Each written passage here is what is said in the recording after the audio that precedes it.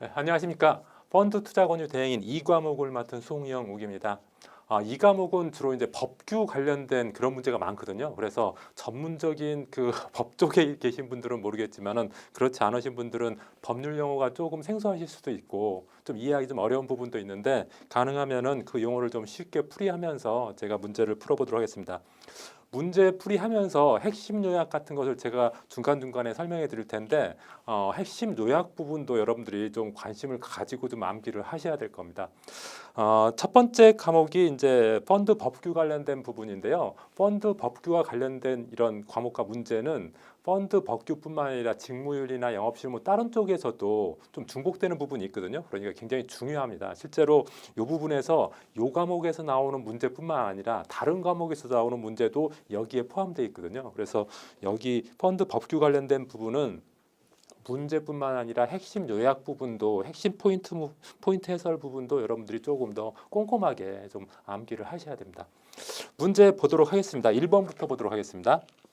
1번 다음 중 자본시장법상 집합투자의 요소로 올바른 것은 집합투자란 말이 과거에는 쓰지 않았는데요. 자본시장법이 생기면서 쓰기 시작했습니다. 자본시장법이 생기기 이전에는 주로 이제 간접투자라고 표현했죠. 간접투자라고 표현했는데 그 당시에 법이 간접투자 자산운용법 이렇게 법 이름이 간접투자 자산운용법이기 때문에 간접투자란 말을 썼는데 자본시장법에서는 간접투자란 말 대신 집합투자란 말을 이제 쓰기 시작했습니다. 처음으로 집합투자란 말을 쓰기 시작했거든요. 그리고 그 이런 용어를 쓸 뿐만 아니라 이 용어에 대해서 그 개념을 정확하게 법규에서 정의하고 있습니다. 그래서 집합투자 그러면은 그냥 과거로 보면은 여러분들이 생각할 때는 그냥 간접투자라고 이 정도로 일단은 개념을 먼저 잡고 시작하는 게 좋을 것 같습니다.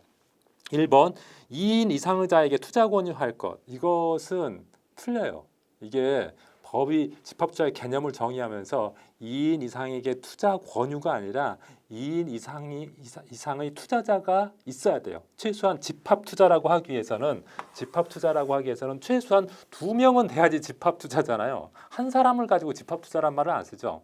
보통 집합이라고 하면은 하나가 아니라 최소한 2개는 돼야 되잖아요. 그래서 2인 이상의 투자자가 필요하고요. 투자자 또는 2인 이상에게 판매되었을 것 이것도 똑같은 말이죠. 두 사람 이상의 2인 이상에게 판매되었다는 것은 투자자 수가 2인 이상이라는 거하고 똑같은 말입니다. 그러니까 투자자가 2인 이상이라거나 또는 2인 이상에 판매되었을 것 이렇게 표현돼야지 맞습니다. 그래서 2번 2인 이상의자에게 투자 권유할 것 이것은 맞지 않는 게 투자 권유는 2인 이상 했는데 투자자는 한 명이다 이러면 집합투자라고 볼 수가 없는 거죠. 그래서 1번은 적절하지 않고요.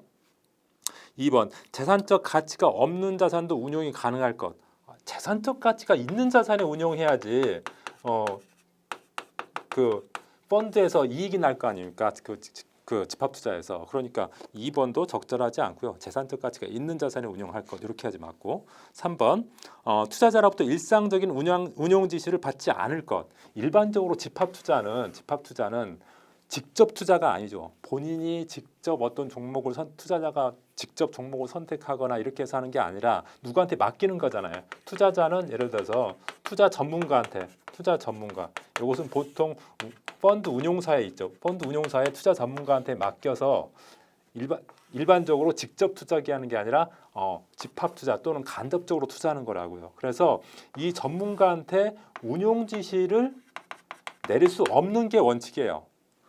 전문가를 통해서 투자자가 일반적인 전문 지식이 없기 때문에 전문가한테 맡긴 건데 전문가한테 그 일반 투자자가 운용 지시를 한다는 게 말이 안 되잖아요. 그래서 투자자가 일상적인 운용 지시를 받지 않아야 된다. 이게 맞는 말이에요. 그래서 3번은 맞고요.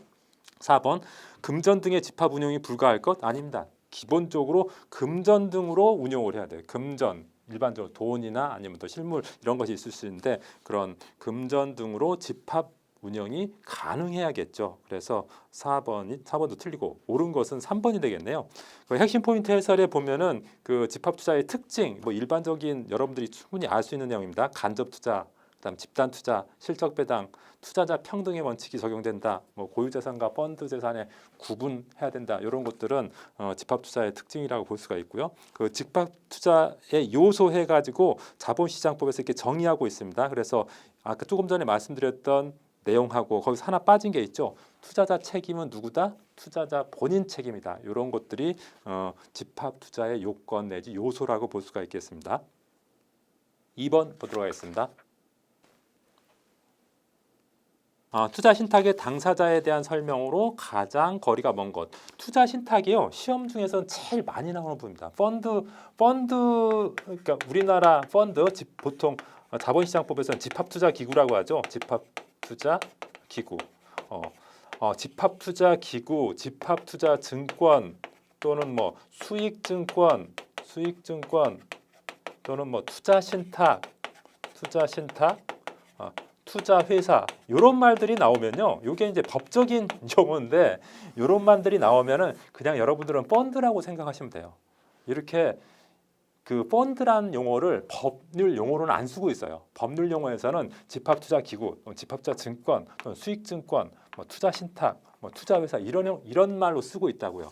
우리가 사과의 이름도 굉장히 많고 명태의 이름도 뭐 굉장히 많지만은 어쨌든 그 동일한 물건이잖아요. 그런 것처럼 펀드도 이렇게 여러 관점에 따라서 또 구분 기준에 따라서 여러 가지 용어로 쓰이지만은 또 집합투자기구, 집합투자증권, 수익증권, 투자신탁, 투자회사 이런 말들이 나오면 여러분들은 그냥 펀드를 말하는 거구나 이렇게 생각하시면 됩니다. 근데 이런 펀드의 유형 중에서 가장 많이 시험에 나오는 게 투자신탁이에요. 투자신탁. 근데 투자신탁은 일반적으로 3당사자로 되어 있습니다. 3당사자. 3당사자 예를 들어서 수익자는 고객 또는 투자자라고 보시면 돼요. 고객. 그 다음에 수익자가 판매사에 오죠. 판매사가 뭐 은행이나 증권사 말하는 거죠. 은행이나 증권사에서 펀드를 판매하잖아요. 그리고 운용사가 있죠. 운용사 펀드를 운용하는 회사가 있고 그 다음에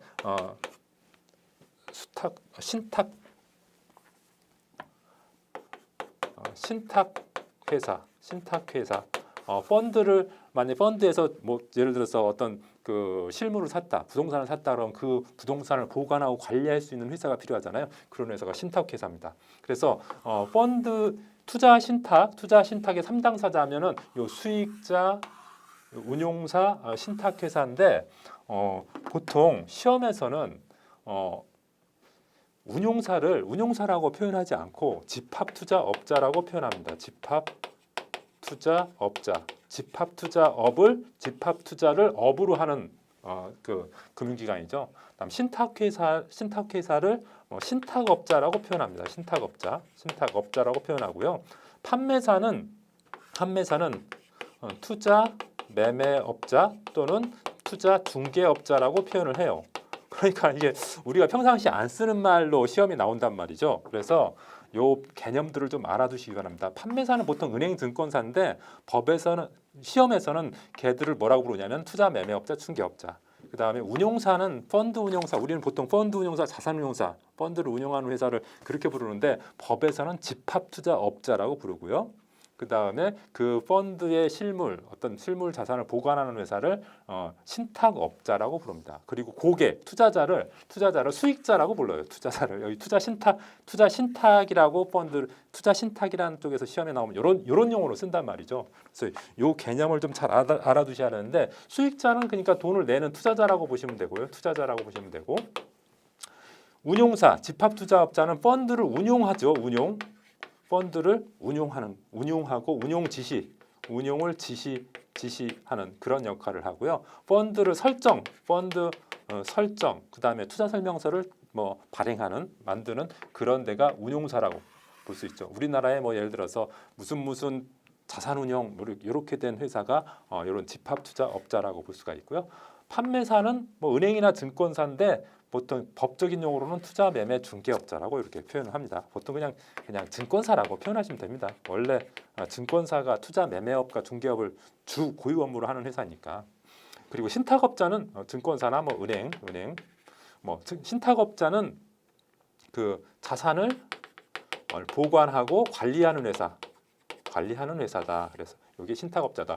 요 정도 개념은 좀 알아두시고 보통 신탁업자가 요 운용사의 운용 지시를 받아서 그대로 이제 그 하는 그런 회사고 신탁업자가 또 어떤 법령 위반 등을 감시하는 요 집합투자업자가 뭐 운용할 때 법령을 위반하지 않는지, 투자설명서에 맞지 않게 뭐 운용하는지 그런 것들을 감시하는 역할을 합니다. 그래서 요 정도 내용을 기본적으로 알아두시고 2번 문제를 보도록 하겠습니다.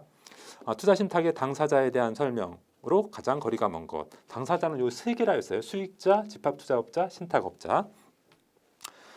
시험에는 여기 요 그 신탁업자하고 집합투자업자의 역할에 대해서 잘 나와요. 그러니까 좀 잘 기억하시기 바랍니다. 그 밑에 제가 핵심 포인트를 다 정리해놨으니까 한번 보시고 문제 보도록 하겠습니다. 1번 집합투자업자는 투자실당을 설정, 해지, 투자신탁재산의 운용, 수익증권 발행 업무를 한다. 제가 조금 전에 말씀을 드렸던 내용입니다.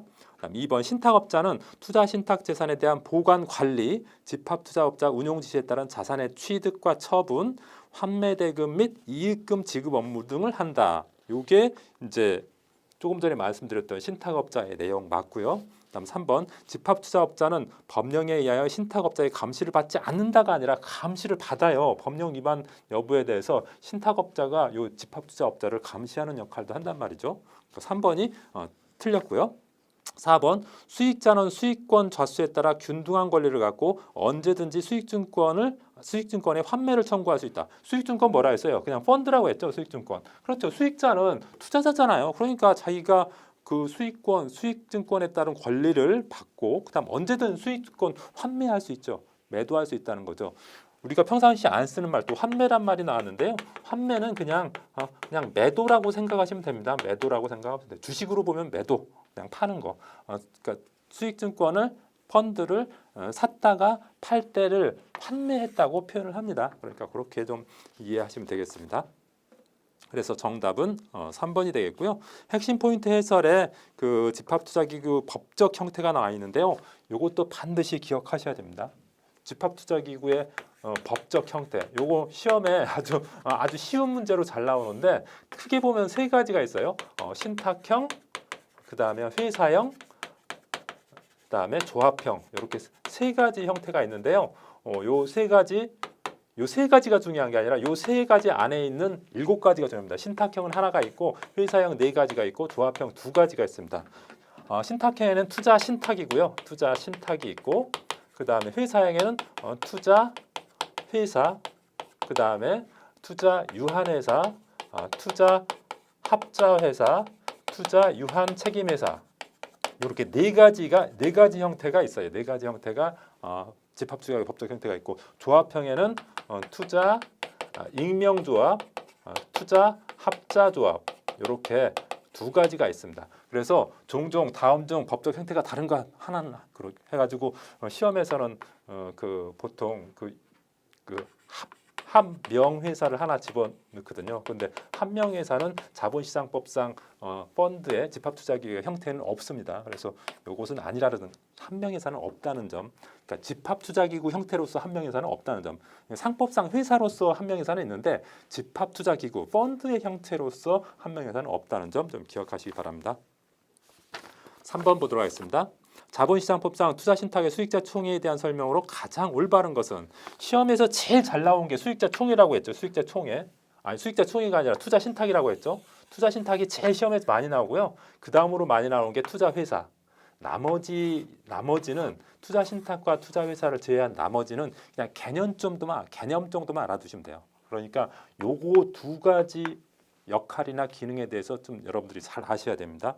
근데 요 투자 신탁에서는 투자 신탁 투자자들이 무슨 중요한 일이 있으면 회의를 해야 되잖아요. 우리 회사에서도 무슨 중요한 일이 있으면 주주총회에서 주주들이 모여서 회의하죠. 거기서 그래 의결을 하잖아요. 그런 것처럼 투자 신탁에서도 그런 주주총회 같은 역할을 하는 데가 뭐냐면은 수익자 총회라는 게 있어요. 수익자 총회.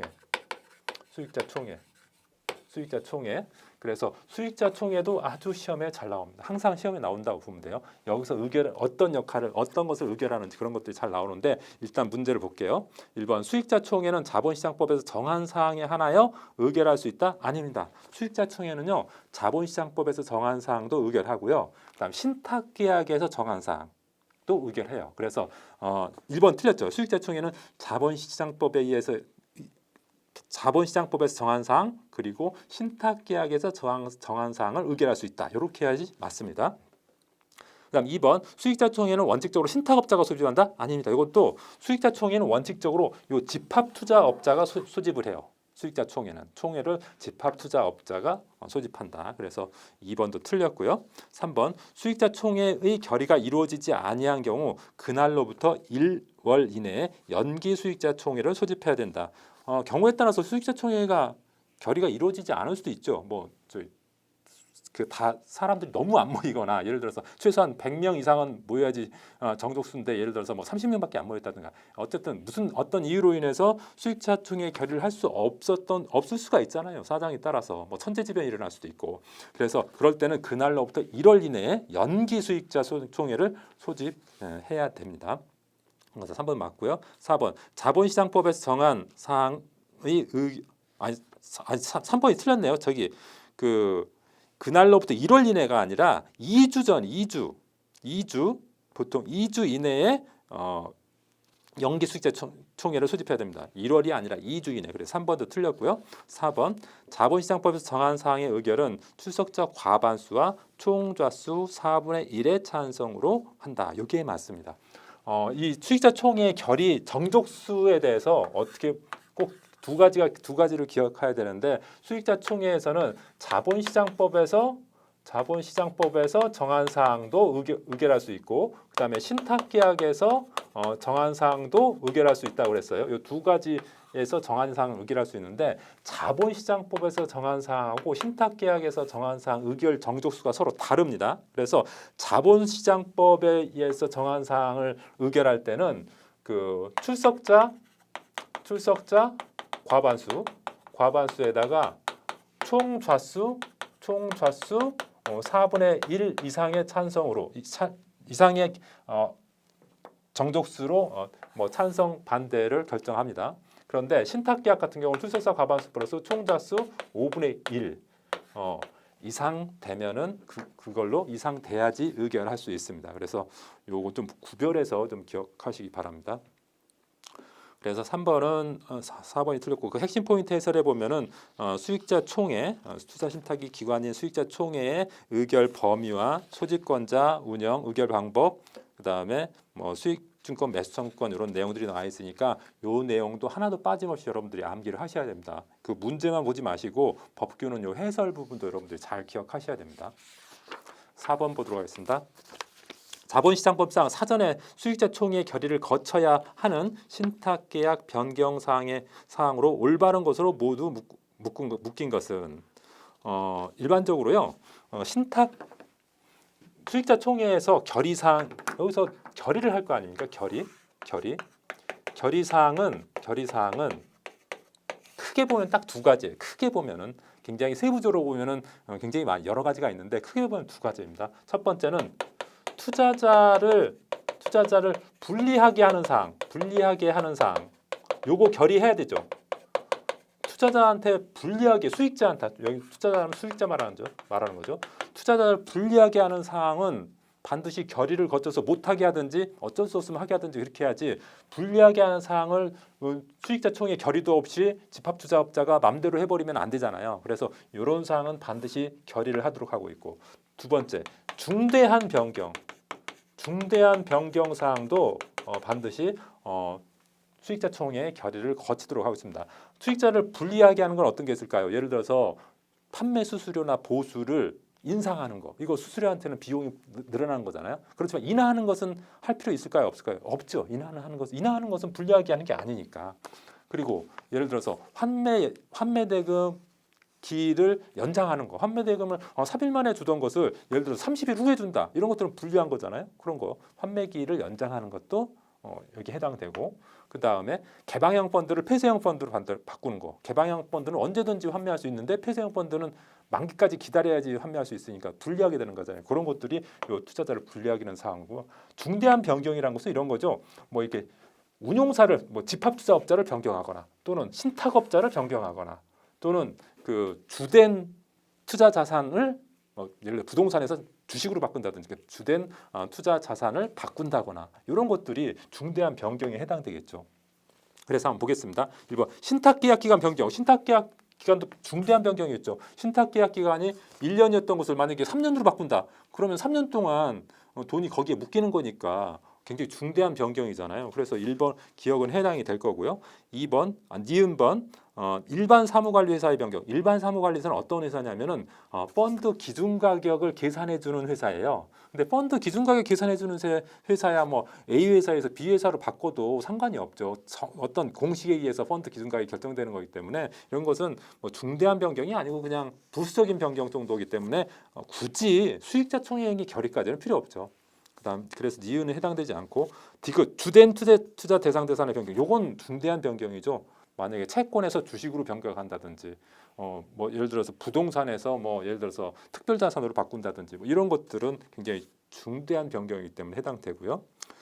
리을번 집합투자업자 신탁업자 등이 받는 보수의 인하는 오히려 투자자한테 유리한 거기 때문에 이것은 그냥 결의 없이 바로 해버리는 게 낫죠. 그래서 리을에 해당되지 않고 미음 환매대금 지급일 연장 요것은 해당이 되겠죠. 중대한 그 투자자를 불리하게 하는 상황이니까. 그래서 기억 디귿 미음 2번이 되겠네요.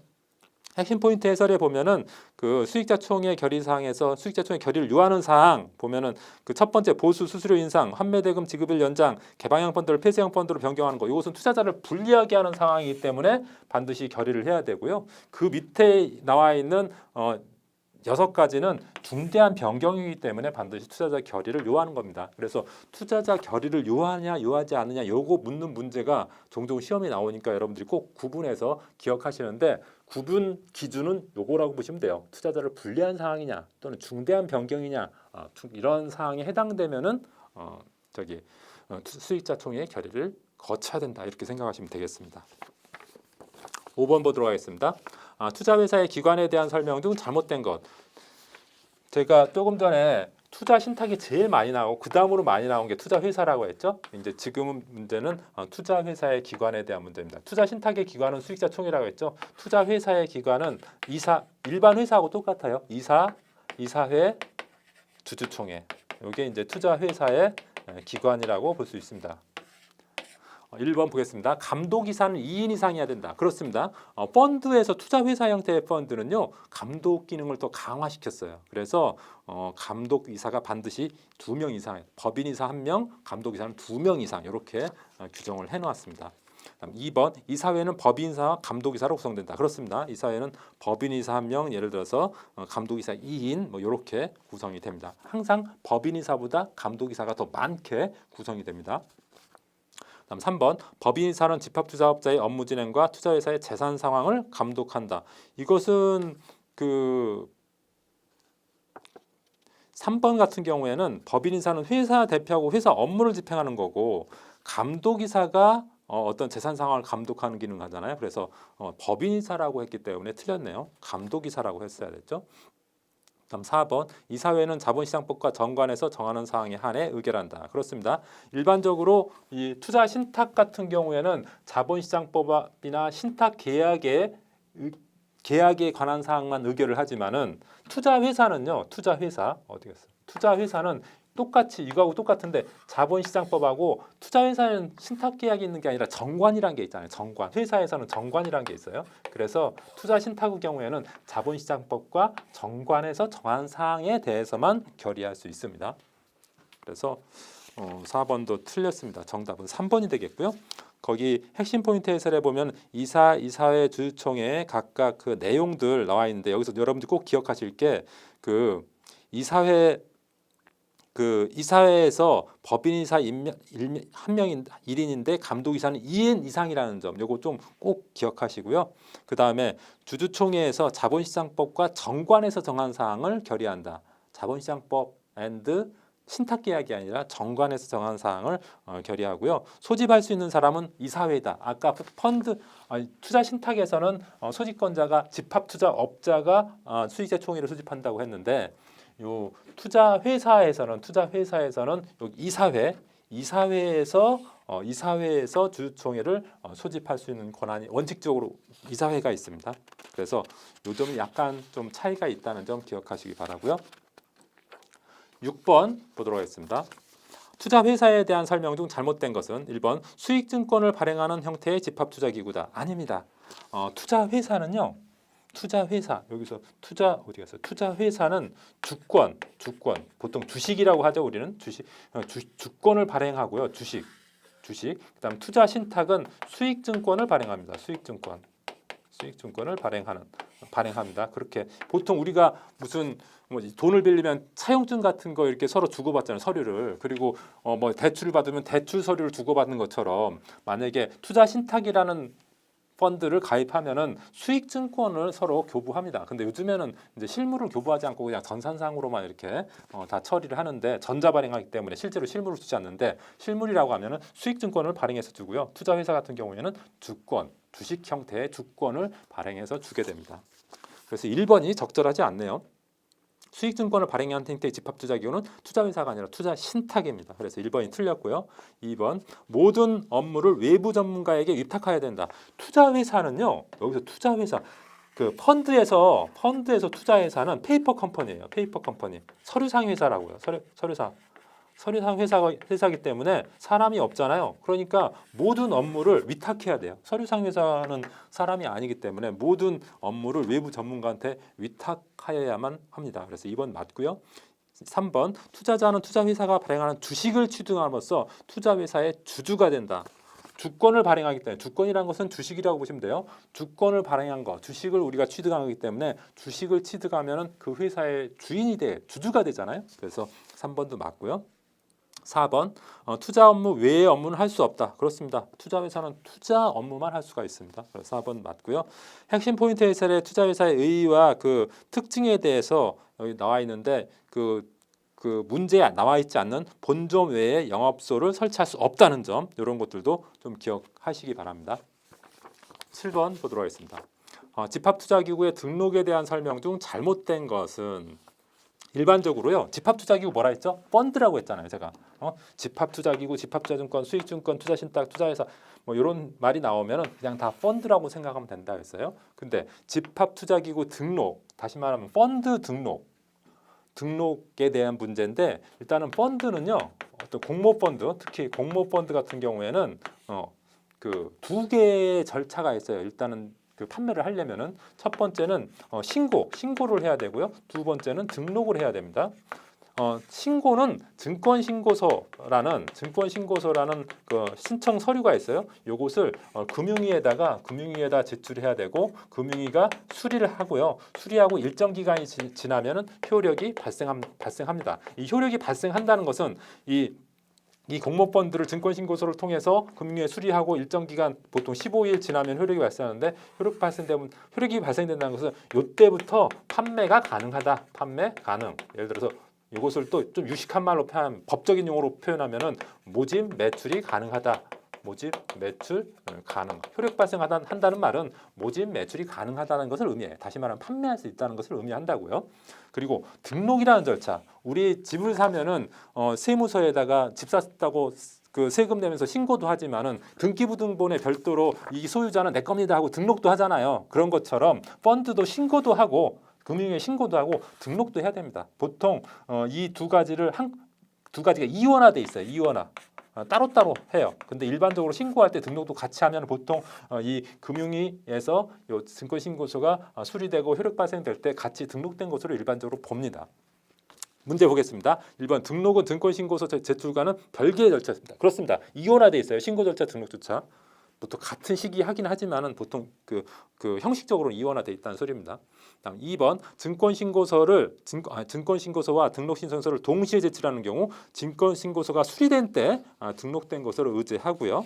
다음 3번 모든 집합투자기구는 자본금 또는 출자금이 1억 원 이상이어야 된다. 이게 틀렸어요. 일반적으로 그 펀드는 자본금 출자금 1억 원이 있어야 되는데 예외가 있어요. 예외는 뭐냐면은 요 어디 갔어? 투자 신탁의 경우에는 자본금 없이도 가능해요. 투자 신탁만 그렇습니다. 투자 신탁만.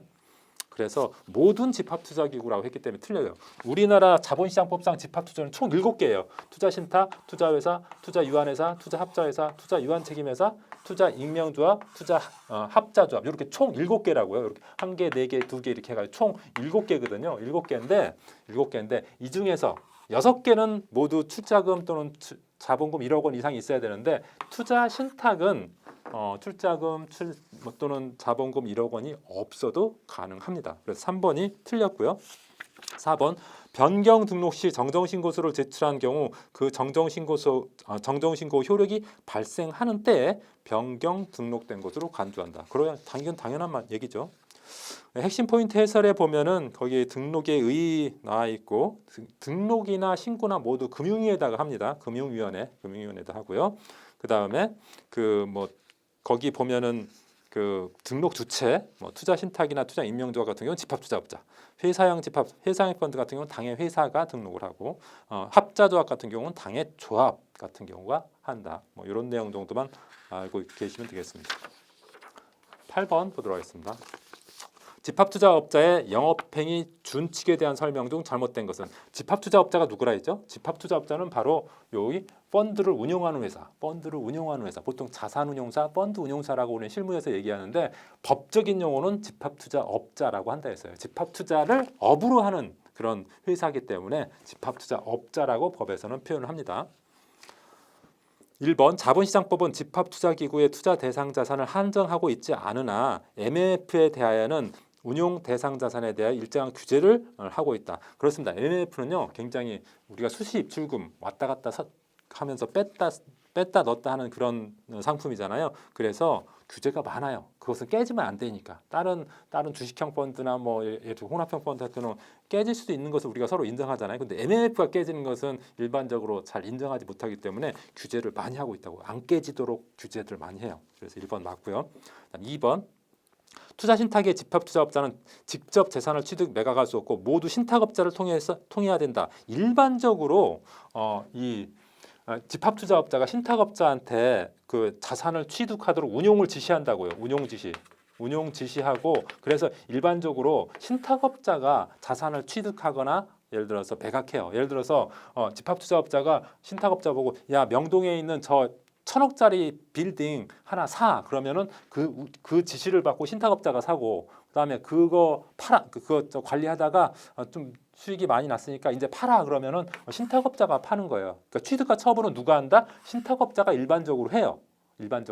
그런데 모두 그런 건 아니에요. 여기서 모두 신탁업자를 통해야 된다. 그래서 틀렸어요. 왜냐하면은 일반적인 금융투자 상품, 예를 들어서 선박이나 그 비행기나 예를 들어서 빌딩이나 부동산 이런 것들은 신탁업자가 일반적으로 취득하고 처분하는 역할을 하는데 금융투자 상품 예를 들어서 주식이나 채권이나 단기 대출이나 이런 것들 있잖아요. 금융투자 상품 이런 것들은 집합투자업자가 직접 그 취득 매각한다고. 예를 들어서 주식 A라는 주식을 사는데 집합투자업자가 그냥 컴퓨터에서 그냥 매수키 탁 누르면 되는데 그걸 굳이 신탁업자한테 연락해가지고 얘야 너 진짜 A 주식 1,000주 사라, B 주식 500주 사라 이렇게 얘기하는 사이에 주가가 왔다 갔다 할 거 아니에요. 그럼 또 굉장히 불합리하죠. 그래서 일반적인 금융투자 상품 같은 경우에는 집합투자업자가 신탁업자한테 별도로 신탁업자 통하지 않고 직접 투자 자산을 취득하거나 매각할 수도 있습니다. 그래서 2번이 틀렸고요. 3번 투자회사의 집합투자업자는 집합투자기구 명의로 투자 대상 자산을 취득 처분하며 취득 처분한 자산의 보관 관리에 필요한 지시를 신탁업자에게 한다. 그렇습니다. 보통 그 투자회사의 경우에는 만약에 빌딩을 샀다 그러면은 그 빌딩을 누구 명의로 하느냐? 투자회사의 명의로 한다는 거죠. 신탁업자의 명의로 한다는 게 아니라 취득 처분은 물론 신탁업자가 일반적으로 하지만은 그 명의는 투자회사 명의로 한다. 그 펀드의 명의로 한다는 소리예요. 그래서 3번도 맞고요. 4번 집합투자업자 및 신탁업자는 투자 신탁재산으로 투자 대상 자산을 취득 처분한 경우 그 투자 신탁재산으로 그 이행 책임을 진다. 그렇죠. 그 재산으로 이행 책임을 지는 거죠. 그래서 4번 맞습니다. 정답은 2번이 되겠습니다. 핵심 포인트 해설을 보면은 거기 그 집합투자업자가 그 양가로 2번에 예외해가지고 집합투자업자가 투자 대상 자산을 직접 취득 처분할 수 있는 경우 해가지고 쭉 굉장히 많이 나와 있죠. 이 대부분 보시면 알겠지만 이게 금융투자 상품이에요. 금융투자 상품은 보통 컴퓨터 안에서 그냥 매수 매도를 하기 때문에 굳이 신탁업자한테 맡길 필요가 없다는 거예요. 그래서 요 예외 사항도 여러분들 좀 기억하시기 바랍니다. 9번 보도록 하겠습니다. 집합투자증권의 공모 발행에 대한 설명 중 잘못된 것은 집합투자증권 펀드라고 했죠. 공모 발행이라는 것은 뭐냐면은 공모라는 말이 나오고 사모란 말이 나오죠. 공모, 그다음에 사모란 말이 나오는데 공모는 보통 굉장히 많은 사람한테 그 펀드를 판매할 때 공모라고 표현을 쓰고 그다음 소수한테 펀드를 팔 때 그걸 사모라고 표현해요. 투자자 수에 따라서 다릅니다. 그래서 일반적으로 우리나라 그 사모 펀드, 사모 집합 투자기에는 두 가지 종류가 있습니다. 일반 사모 집합 투자기가 있고 그 다음에 기관 전용 사모 집합 투자기가 있는데 그때 그 사모일 때 투자자 수는 100인이 기준이에요. 100인 이하이면은 사모라고 표현을 해요. 그런데 이제 공모 같은 경우는 그보다 훨씬 많은 뭐 1000명, 2000명, 3000명, 막 10,000명 이런 사람한테 판매하는 것을 공모라고 합니다. 그래서 펀드 공모 발행에 대한 설명 중 잘못된 것은 이렇게 여러분들이 생각하시면 됩니다. 1번 증권신고서를 금융위에 제출하여 수리되기 전에는 집합투자증권을 모집 매출할 수 없다. 그렇습니다. 조금 전에 말씀드렸다시피 공모 펀드를 발행하면은 그 증권신고서를 금융위에 제출해가지고 수리하고 그 다음에 일정 기간 지나서 효력이 발생한 다음에 모집 매출 판매할 수 있어요. 그래서 1번은 맞는 말이죠. 그다음 2번 집합투자증권의 청약 권유는 법령에서 정한 투자 설명서에 의해서만 가능하다. 투자 설명서라는 게 있죠. 펀드 고객들한테 그 설명할 때는 투자 설명서라는 법정 투자 권유 문서가 있습니다. 그거에 의해서 그 청약 권유할 수 있고요. 그다음 3번 집합투자증권을 공모 발행한 후에는 발행 실적 보고서를 제출해야 됩니다. 금융위에다가 제출합니다. 그다음 4번 증권신고서의 효력 발생 시간은 원칙적으로 신고서 수리 후 7일 경과가 아니라 조금 전에 말씀드렸죠. 15일 후에 일반적으로 발생합니다. 물론 이제 뭐 그 펀드의 종류에 따라 약간 다르긴 한데 약간 예외적인 경우가 있습니다. 7일인 경우도 있고 3일인 경우도 있고 그렇긴 한데 원칙적으로는 15일이다. 그 핵심 포인트 해설에 제가 말씀드린 내용들이 정리되어 있으니까 핵심 포인트 해설도 여러분들이 꼭 읽어보시기 바랍니다. 10번 보겠습니다. 투자 설명서에 대한 설명 중 잘못된 것은 1번은 당연한 얘기고요. 2번 증권 신고서가 수리된 후 효력 발생하기 전에는 예비 투자 설명서를 사용하여 청약을 권유한다. 요거 맞는 얘기입니다. 조금 후에 다시 한번 설명드리겠습니다. 그다음에 3번 증권 신고서가 수리된 후 효력이 발생하기 전후에 광고, 홍보 전단 등에 의하여 청약 권유를 하는 경우에 간이 투자 설명서를 사용해야 된다. 이것도 맞는 말이고요. 4번 간이 투자 설명서는 증권 신고서 효력 발생 전에는 사용할 수 없다. 이게 틀린데 요거 제가 조금 구체적으로 말씀을 드리도록 하겠습니다. 이 증권 신고서를 금융위에 제출해서 15일이 지나면 효력이 발생된다고 했죠. 효력 발생이 되면은 요 그 펀드를 발행한 회사는 또 투자 설명서를 작성해서 금융위에다 또 제출합니다. 투자 설명서를 요때 발행해서 이걸 가지고 이제 실제로 이제 고객들 투자할 때 사용할 수가 있겠죠. 효력 발생되면 그 펀드를 판매할 수 있으니까. 그런데 투자 설명서에는 3가지 종류가 있어요. 이렇게 효력 발생된 다음에 효력 발생 이후에 만들어진 투자 설명서가 일반적인 이제 정식 투자 설명서예요. 이게 정식 투자 설명서. 그런데 요것만 있는 게 아니라 투자 설명서 중에는 효력 발생 전, 그다음에 금융위 수리 후에 금융위에서 수리한 후에 아직 효력은 발생되기 전에 쓸 수 있는 투자 설명서가 있는데 그것을 예비 투자 설명서라고 합니다. 예비 투자 설명서라고 하고요. 이것은 금융위에 수리된 후지만 아직 효력 발생되기 전에 사용할 수 있는 그런 투자 설명서입니다. 그래서 예비란 말이 붙어서 예비 투자 설명서라고 하고요. 또 하나 금융위 수리는 하고 그 다음에 효력 발생 전에도 사용할 수 있고 효력 발생 후에도 사용할 수 있는 그런 투자 설명서가 있는데 그것이 바로 간이 투자 설명서입니다. 간이 투자 설명서는 보통 투자 설명서가 그 A4지로 뽑아보면 한 50페이지, 70페이지 되잖아요. 근데 간이 투자 설명서는 좀 간략하게 한 5페이지 내외로 간략하게 만들어낸 투자 설명서죠. 요것은 효력 발생 전후에 모두 사용이 가능합니다. 그래서 4번이 틀렸어요. 간이 투자 설명서는 증권 신고서의 효력 발생 전에는 사용할 수 없다가 아니라 효력 발생 전에도 사용할 수 있어요. 전후에 모두 사용할 수 있다고 그랬죠. 조금 전에. 그래서 정답은 4번이 되겠습니다. 핵심 포인트 해설 그 투자 설명서의 내용 중에서 의의 법정 투자 권유 문서다 뭐 이런 거 당연한 얘기고 종류 조금 전에 제가 말씀을 드렸고요. 그다음 교부 문제 대상 종종 시험에 나옵니다. 다음 중에 투자 설명서를 교부하지 않아도 되는 경우 이렇게 해서 잘 나오니까 이것도 좀 기억하시고요. 그 다음에 갱신하는 경우 개방형 펀드는 뭐 1년에 매년 정기 갱신해야 된다. 이런 내용들도 여러분들 꼭 기억하셨으면 좋겠습니다. 11번 보도록 하겠습니다. 투자권유 대행인에 대한 설명 중 잘못된 것은 1번 금융투자회사가 투자권유 대행인으로 하여금 투자권유를 하게 하려면 금융투자협회에 해당 투자권유 대행인을 등록해야 된다. 그렇습니다. 투자권유 대행인은 반드시 금융투자협회에 등록을 합니다. 금융투자협회라는 점 좀 밑줄 그어놓고 기억하시기 바랍니다. 금융투자위원회가 아니라 금융위원회가 아니라 금융투자협회에 등록합니다. 그다음 2번 투자권유 대행인도 투자자 보호의무 위반으로 인한 손해배상 책임이 있습니다.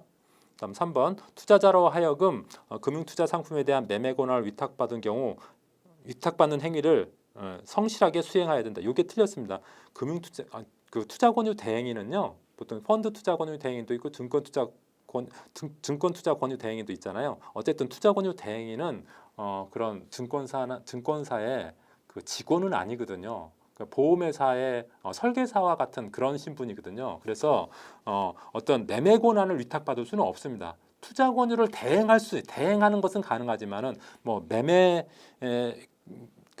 권한을 받거나 어떤 대리에서 계약을 체결하거나 이런 것도 안 됩니다. 그 핵심 포인트 해설 투자 권유 대행인의 금지 행위 한번 하나 보시기 바랍니다. 거기 보면은 위탁한 금융투자업자를 대리하여 계약을 체결하거나 재산을 수취하거나 제3자에게 재위탁하거나 대리의 매매 권한을 위탁받는 행위 이런 것들은 안 됩니다. 일반 직원은 가능하지만은 투자 권유 대행인은 안 된다는 소리예요. 그래서 3번이 틀렸습니다. 다음 4번 투자 권유 대행인은 파생 상품, 파생 결합 증권에 대한 투자 권유를 할 수 없습니다. 그렇습니다. 투자 권유 대행인은 그래서 펀드 투자 권유 대행인하고 증권 투자 권유 대행인만 있지 파생 상품 투자 권유 대행인은 없죠. 4번도 맞고 틀린 것은 3번이 되겠습니다. 거기 핵심 포인트에 나와 있는 투자 권유 대행인의 금지 행위, 그다음 알려야 할 사항도 여러분들이 함께 좀 기억하셨으면 좋겠습니다. 12번 보도록 하겠습니다. 집합투자증권의 투자 권유 방법에 대한 설명 중 잘못된 것은 1번 레버리지 ETF, 인버스 ETF에 대해 적정성의 원칙이 적용된다. 일반적으로 적정성의 원칙은 그 파생 상품이나 파생 결합 증권이 들어간 그런 상품에 대해 적용되는 거죠. 그래서 레버리지 ETF나 인버스 ETF 같은 경우는 파생 상품이 들어가거든요. 그 상품 구성할 때. 그래서 당연히 적정성의 원칙이 적용이 되고요. 2번 투자자로부터 투자 권유 요청을 받지 아니하고 방문, 전화 등으로 장내 파생 상품에 대한 투자 권유는 금지된다. 이거 틀렸습니다. 이거 불초청 투자 권유 금지라고 해서 초청받지 않았는데 고객한테 전화 또는 방문해서 투자 권유하는 것은 금지되는 게 원칙입니다. 그런데 예외가 두 가지 있죠.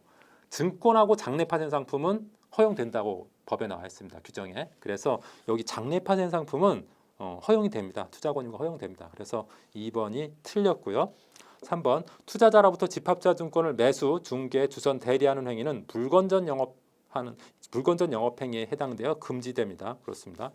다음 4번 거부 의사 표시 후 1개월이 지난 후 다시 투자 권유를 하는 행위는 가능하다. 그렇습니다. 일반적으로 투자 권유하고 또 싫다고 하는데 또 투자 권유하는 거 이것을 재권유라고 해서 금지가 원칙이거든요. 근데 재권유라도 1개월이 지나서 다시 권유하는 것은 허용하고 있고요. 재권유라도 또 다른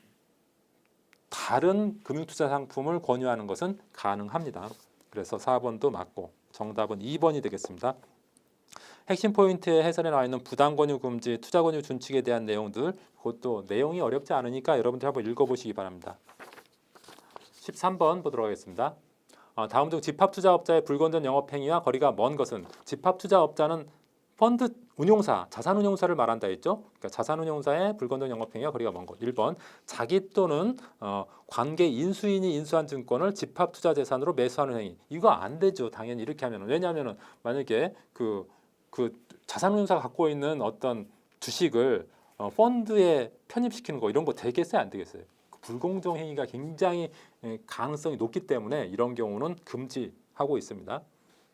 2번 자기 또는 관계인 수인이 인수 업무를 담당한 법인의 특정 증권에 대해 인위적 시세를 형성하기 위해 그 특정 증권을 매매하는 행위. 인위적 시세, 임의적으로 주가를 뭐 왔다 갔다 하게 하는 거 이거 당연히 안 되죠. 그다음 3번 특정 집합투자기구 이익을 해하면서 자기 또는 제3자에게 이익을 도모하는 행위. 이것도 당연히 불공정하죠.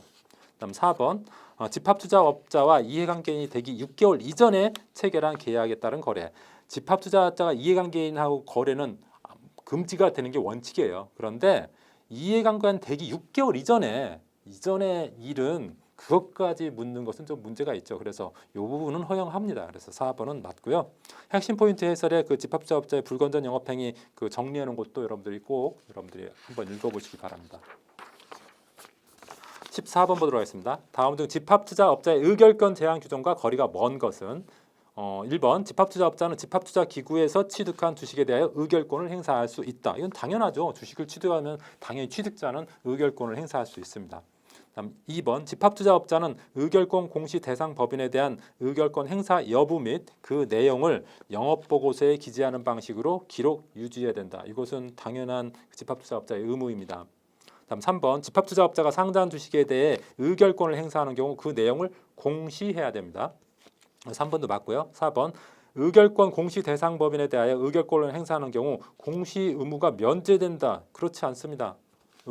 의결권을 행사했으면은 반드시 공시해야 되기 때문에 4번이 틀렸고요. 공시는 그 주총이 어떤 것인지에 상관없이 그 구체적인 행사 내용과 사유를 반드시 공시를 하도록 규정이 있습니다.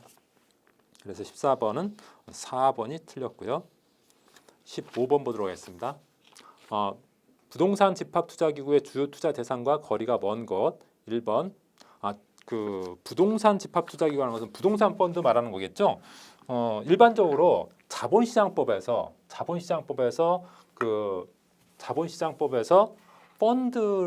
펀드를 운용 대상에 따라서 5가지로 분류하고 있어요. 자본시장법에서 첫 번째 증권 집합투자기구,